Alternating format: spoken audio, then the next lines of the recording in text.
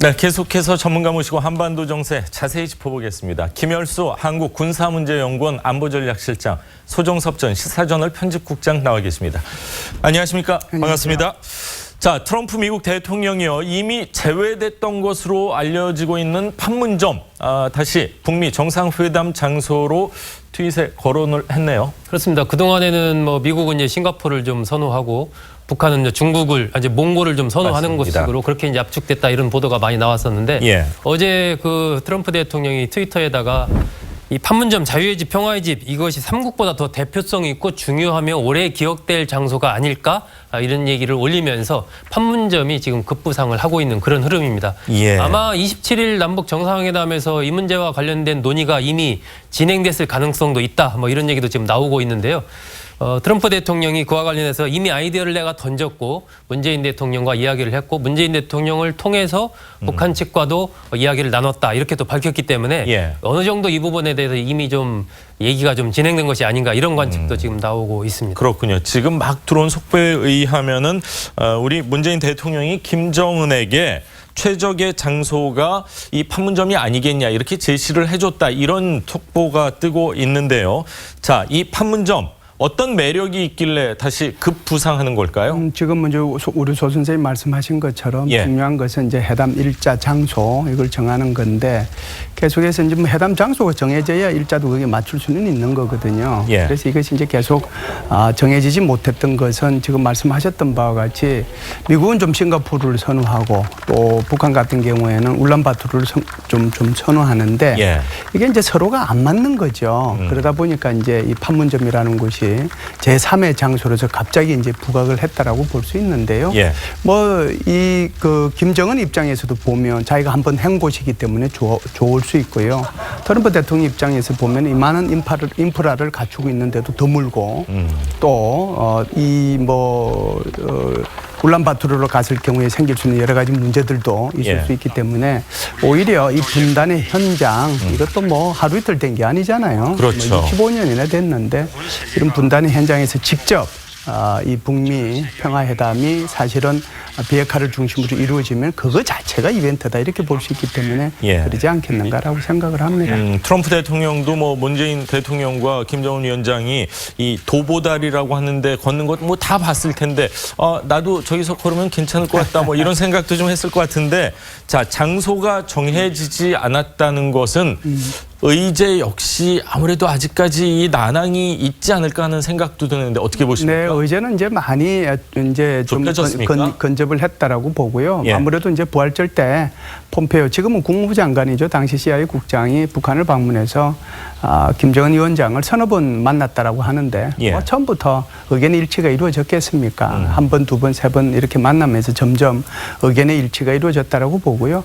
물밑에서 지금도 아마 통전부하고 미국의 CIA 또는 국무부하고 여기 북한의 외교부하고 지속적으로 지금 접촉이 이루어지고 있을 걸로 보고요. 예. 지금 트럼프 대통령의 트윗 내용이나 이렇게 이제 발언하는 내용을 보면 상당한 수준으로 좀 접근이 되지 않았는가, 그런 생각을 합니다. 그래서 그렇군요. 지금 트럼프 대통령이 한 얘기를 유심히 살펴보면 제일 마지막에 이제 나오는 얘기가 굉장히 역사적인 장면이 하나 될 수 있을 거다라고 예. 얘기를 했는데, 거기는 저는 이제 두 가지 뜻이 있다고 보거든요. 큰 선물을 이제 준다라고 하는 건데, 예. 하나는 지금은 이제 납북되어 있는 미국인 3명의 석방, 예. 그게 이제 그날 아마 이루어질 것 같고요.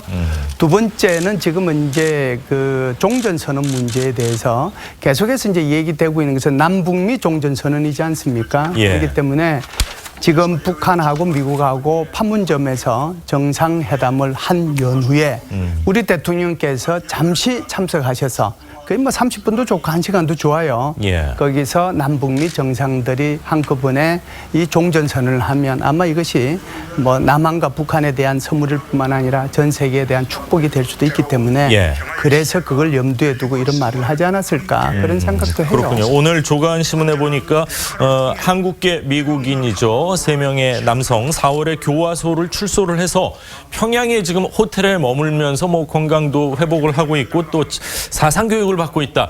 이런 게 이제 어떻게 보면 북한 입장에서 미국에 줄 수 있는 큰 선물이 될 수 있겠죠. 네, 그런 선물이 될 수 있죠. 그래서 제가 볼 때는 일단 폼페오 국장은 한번 이제 그 평양을 방문하지 않았습니까? 예, 정확히 한 달 전입니다. 그렇죠.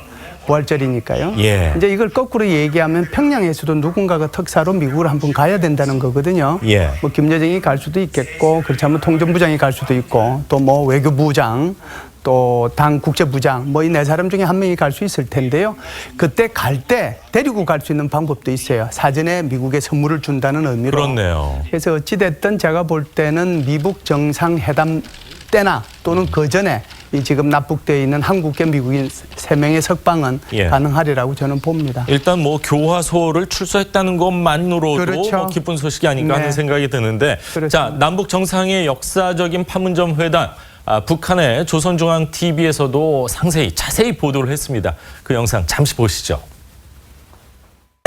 군사분 개선을 사이에 두고 북과 남의 방대한 무력이 서로 날카롭게 대치하고 있는 이곳 판문점에서 북남 수뇌분들의 초상봉이 진행되는 것으로 하여 세상 사람들 모두가 커다란 충격 속에 숨을 죽이고 이 역사의 현장을 주시하고 있었습니다.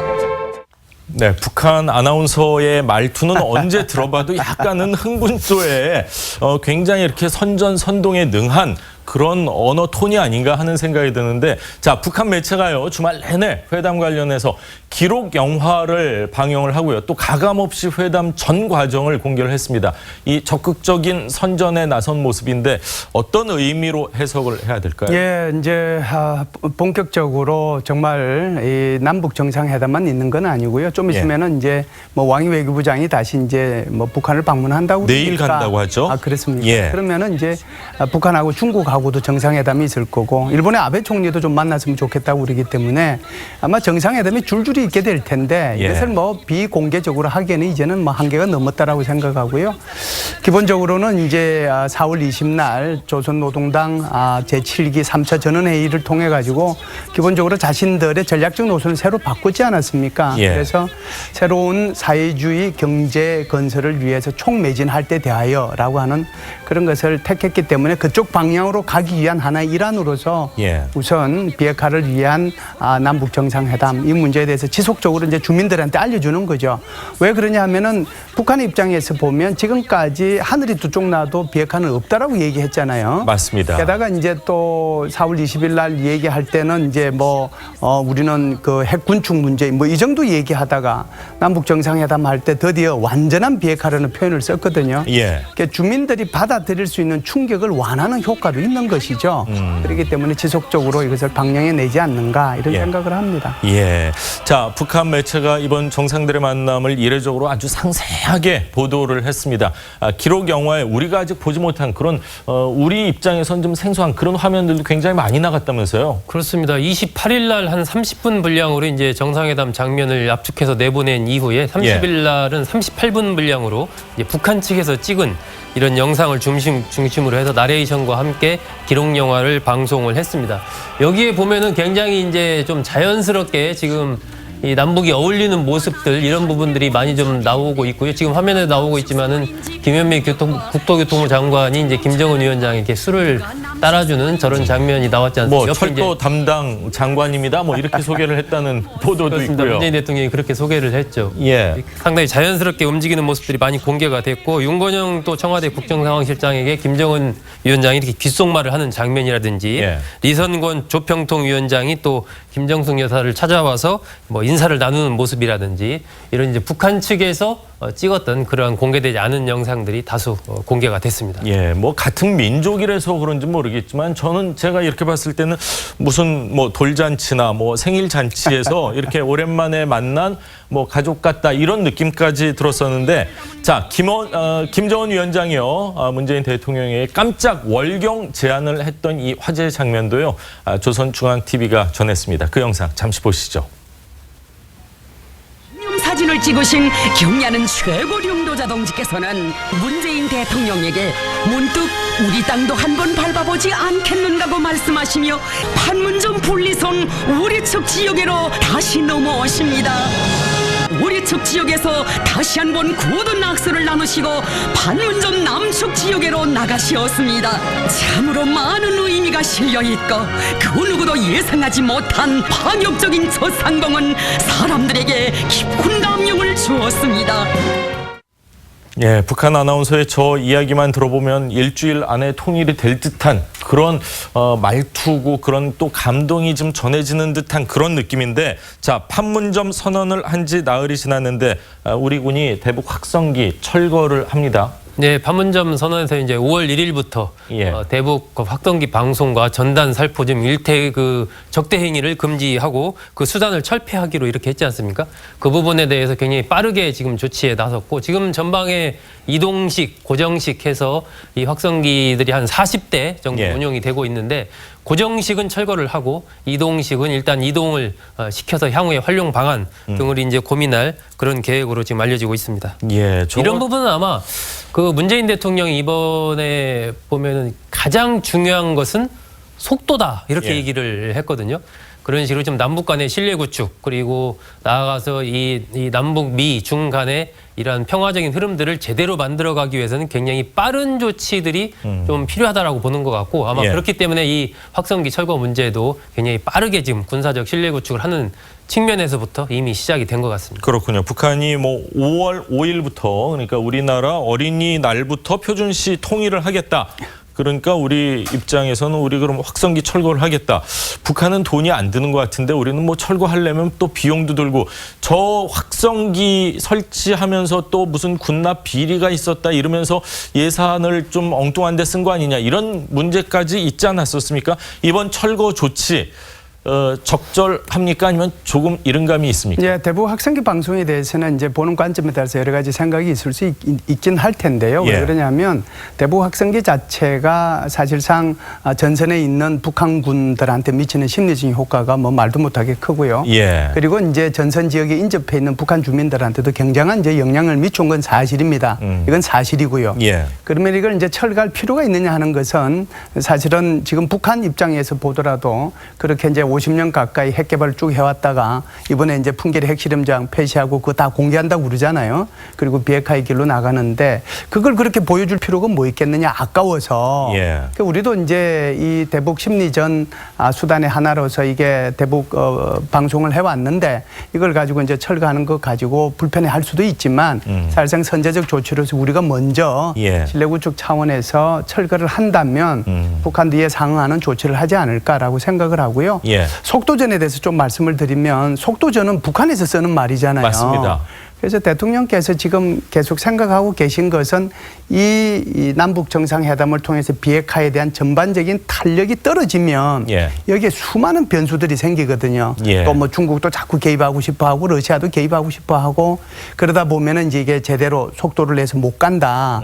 그래서 이제 속도전을 얘기하시는데 저는 이건 아주 잘하신 거라고 생각하고요. 예. 속도전 차원에서 보면 이번에 우리가 사실상 그 대북 확성기 방송을 철거하는 것도 굉장히 의미 있는 거고, 예. 속도전 차원에서 보면 원래는 5월 말 6월 초에 계획돼 있었던 미북 정상회담도 3, 4주 내로 땡겨진다라고 맞습니다. 예. 하는 것도 대통령께서 이런 탄력 잃을까 봐 이러한 그 우려가 트럼프 대통령한테 전달이 됐고 트럼프 대통령도 그것을 충분히 인식한 결과였다고 저는 봐요. 예. 그래서 조금 대승적인 차원에서 우리 전 전선에 있는 대북 확성기 방송의 철거에 대해서 예. 우리 국민들께서 이해해 주셨으면 좋겠다 하는 좋게 보자면 굉장히 좋은 부분도 많고, 그렇죠. 또 나쁘게 보자면 한도 끝도 없이 나빠질 수 있는 것 같은데, 지금 말씀하신 것처럼 그냥 우리가 우스갯소리로 물 들어왔을 때 노를 열심히 져야 된다 그러는데, 남북 관계에 있어서도 뭐 미북 관계 여러 가지 측면에서 열심히 좀 속도를 낼 필요가 있지 않을까.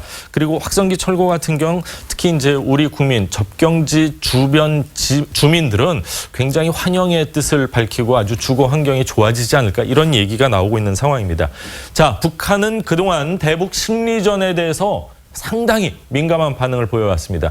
관련해서 조선중앙TV 방송 잠시 보시죠. 전선 지역에서의 대북 심리전 방송 재개는 북남 군사적 합의에 대한 노골적인 파기 행위이고 우리에 대한 엄중한 군사적 도발이며 북남 관계를 최악의 사태로 몰아가는 중대 사건이다.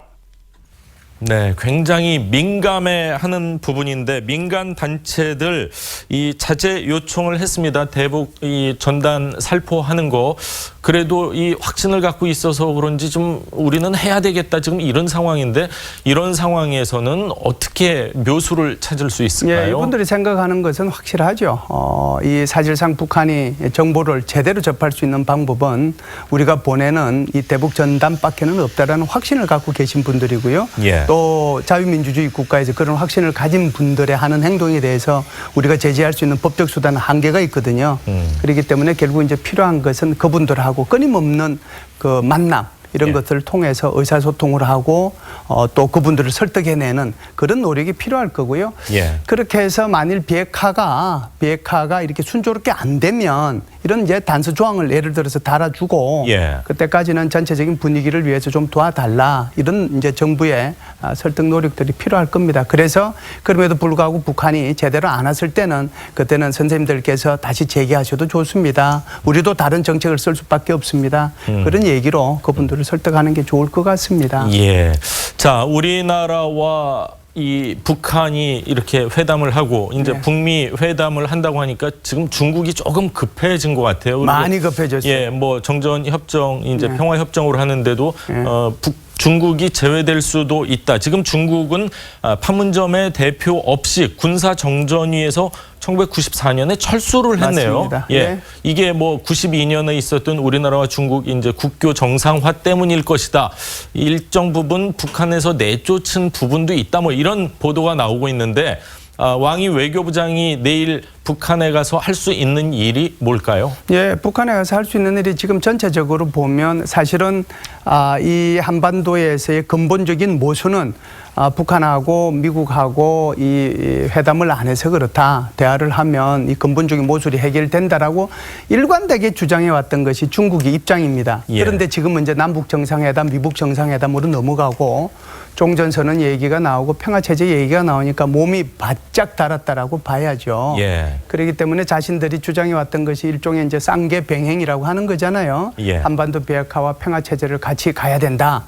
그래서 그 주체는 미국과 또 북한이 돼야 된다라고 자신들이 그렇게 얘기해 왔음에도 불구하고 자신들이 원했던 대로 지금 해 나가니까 예. 완전히 차이나 패싱이 이루어지는 거죠. 그렇기 때문에 3월 말에 김정은 국무위원장을 중국으로 불러들인 것도 예. 어떻게 보면 초청한 것도 이게 몸이 달았다는 것을 어떻게 보면은 직접적으로 표현한 것이고요. 예. 왕이 외교부장을 보내서 가능하면은 제가 생각할 때는 중국 입장에서 보면 미북 정상회담 전에 예. 아마 그 시진핑 주석이 북한을 방문했으면 방북할 좋겠다. 가능성이 있죠. 이게 예. 이제 회방 놓는 거거든요. 예. 여기에 대해서 우리가 좀 이제 아주 심각하게 이것을 봐야 되는데 그렇기 때문에 대통령께서 이런 변수들이 계속 생기기 전에 예. 정말 물 들어왔을 때 빨리 놓아줘야 된다. 예. 그렇기 때문에 이 미북 정상회담도 빨리 하고 그때 했을 때 우리 대통령도 맨 마지막 부분에 참여해서 남북미 종전선언을 하면 예. 이게 정말 전 세계 축복이 될 수 있는 거거든요. 그렇죠. 그래서 중국이 지금 몸이 많이 달았다라고 하는 것은 사실입니다. 자, 우리나라와 북한만 협력을 잘 한다면은 네. 중국이건 일본이건 러시아건 미국이건 우리가 좋은 방향으로 충분히 활용할 수도 있지 않을까. 하지만 이 남북 분위기가 멀어지면은 그게 어려워지지 않을까. 대통령께서 말씀하신 대로 속도를 좀 내서 한반도 긴장 완화와 함께 비핵화 완전한 비핵화가 이루어지기를 기대해 보겠습니다. 자, 오늘 말씀 여기까지 듣겠습니다. 감사합니다.